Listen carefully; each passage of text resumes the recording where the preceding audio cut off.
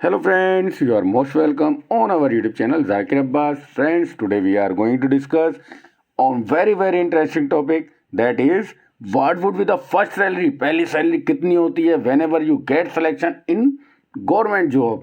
जब आप एक गवर्नमेंट टीचर बन जाते हैं तो आपकी पहली सैलरी क्या होगी, ये जानने के लिए आप हमेशा एक्साइटेड रहते हैं। और काफ़ी सारे कैंडिडेट बार बार ये पूछते हैं सर कि करंट जो डीए है अभी आपका 38% डीए के अकॉर्डिंग 38% डीए के अकॉर्डिंग आपकी फर्स्ट सैलरी कितनी बनेगी। इसी टॉपिक के लिए आज हम ये वीडियो बना रहे हैं और आइए जान लेते हैं। Whenever you get your selection as a PRT, as a TGT और PGT, then what would be the your first salary in KVS. अगर आप केवीएस में अपॉइंटमेंट ले लेते हैं, या आप डायरेक्टर ऑफ एजुकेशन डीओई, या आप एमसीडी प्राइमरी टीचर बनते हैं पीआरटी के, तो भाई आपकी पहली सैलरी क्या होगी, ये जानने के लिए आप हमेशा एक्साइटेड होते हैं। आइए हम बता देते हैं आपको। देखिए, अगर आप एज ए पीआरटी ज्वाइन करते हैं तो आपका बेसिक पे जो रहने वाला है वो पे मैट्रिक्स लेवल के अकॉर्डिंग 6 पे मैट्रिक्स लेवल रहेगा और 35,400 आपका बेसिक पे रहने वाला है। हमारी जो शुरुआत होती है सैलरी की वो हमारी होती है बेसिक पे। ए टू जेड हमारी सैलरी डिपेंड करती है हमारे बेसिक पे पर, क्योंकि अदर कैलकुलेशन भी हमारी जो कैलकुलेट की जाती हैं वो बेसिक पे के बेस पर ही की जाती हैं। आइए समझ लेते हैं पूरे इस कि ये होता क्या है सिस्टम सैलरी का, तब आप इसको और अच्छे से समझ लेंगे जैसे जैसे हम आगे बढ़ते जाएंगे। अगर आप टीजीटी सेलेक्ट हुए हैं तो आपका बेसिक पे रहने वाला है पे मैट्रिक्स लेवल 7 के अकॉर्डिंग, ठीक है, जो रहेगा 44,900, 44,900। और अगर आप लक्की हैं एज ए पीजीटी आपका सिलेक्शन हुआ है तो देन आपका सिलेक्शन होने के बाद आपका बेसिक पे रहेगा 47,600, 47,600, ये आपका बेसिक पे रहेगा। आफ्टर देन जो हम डीए की कैलकुलेशन करेंगे वो रहेगा हमारा 38% ऑफ बेसिक पे। जो हमारी बेसिक पे है जो अभी मैंने आपको बताई उसके अकॉर्डिंग देखिए 35,400 का 38% 13,452 आपके सामने है, ये 38% है। और यही 38% हमारा टीजीटी में भी रहेगा। 44,900 का 38% आ गया 17,062 रुपये। अगर पीजीटी में आप सिलेक्शन पा लेते हैं तो 47,600 का आपका 38% रहेगा 18,088 रुपये। ये हो गया आपके डीए तक की कैलकुलेशन आपके सामने है। बेसिक पे आपका रहेगा आफ्टर देन डीए, बेसिक पे, डीए, बेसिक पे और डीए। अब आपकी थर्ड कैलकुलेशन आती है, वो भी देख लेते हैं। एचआरए रहेगा हमारा 27% ऑफ हमारा जो बीपी बेसिक पे, हमारा बेसिक पे जो रहने वाला है उसका 27% आपका सभी का 27, इसका भी 27, तो 35,400 का 27% आपका आएगा आपके सामने है 9,558 रुपये। और इधर अगर आप टीजीटी में सिलेक्शन हुए हैं तो यहाँ आपका 27% जो रहने वाला है 44,900 का वो रहेगा 12,123 रुपये। और अगर आप पीजीटी में सिलेक्शन हुए हैं तो इसका 27% जो आपका 47,600 का है वो है 12,852। यह आपका आ गया एचआरए। अब साथियों देखिए, टीए की कैलकुलेशन होती है, ये 3,600 रुपये फिक्स है आपका ट्रैवलिंग अलाउंस। अगर आप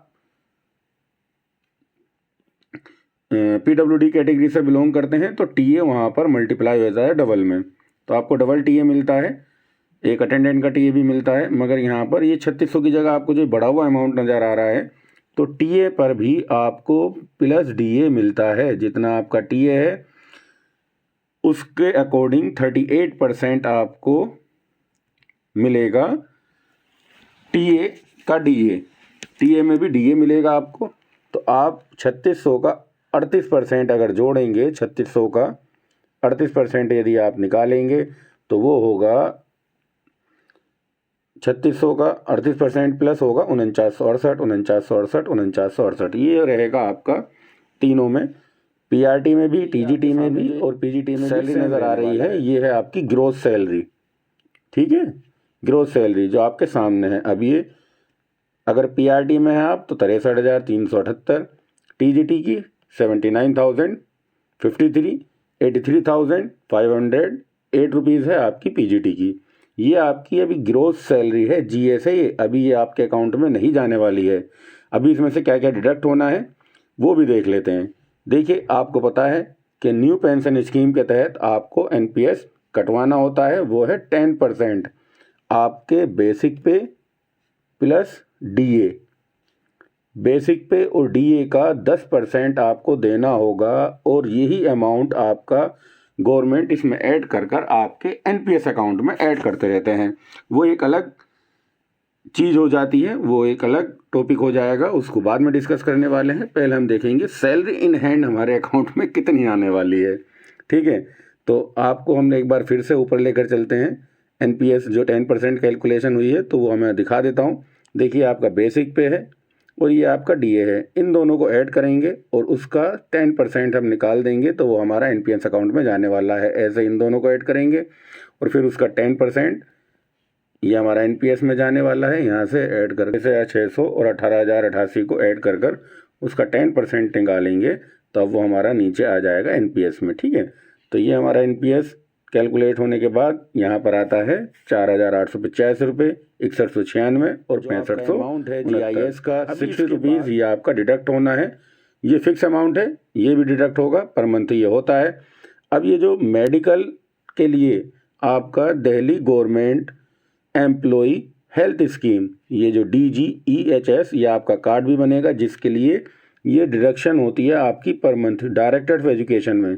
अच्छा, एमसीडी में ये नहीं ली जाती है, एमसीडी में अगर आपका सिलेक्शन होता है तो नहीं देंगे आप, ये सिर्फ दिल्ली गवर्नमेंट के डायरेक्टर ऑफ एजुकेशन में आपको देना होगा।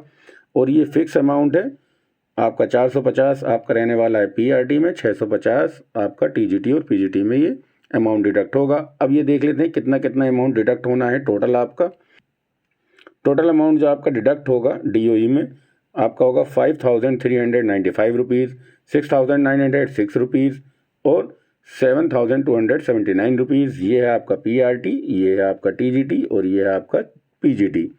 ये आपका डिडक्शन होना है पर मंथ फ़िलहाल। ठीक है, और जो अब ग्रोथ सैलरी आपकी रहने वाली है वो भी देख लेते हैं। देखिए, पीआरटी की आपके सामने है, ये टीजीटी की सैलरी आपके सामने है और ये पीजीटी की ग्रोथ सैलरी के बाद सारी डिडक्शन करने के बाद ये नेट सैलरी अब हमारी आ गई है। ये आपकी ग्रोथ सैलरी थी 6378, 5395 रुपये जाने के बाद 57,009 लगभग 58,000 रुपीज़ आपके पास आने वाले हैं फर्स्ट सैलरी के रूप में एज ए पीआरटी।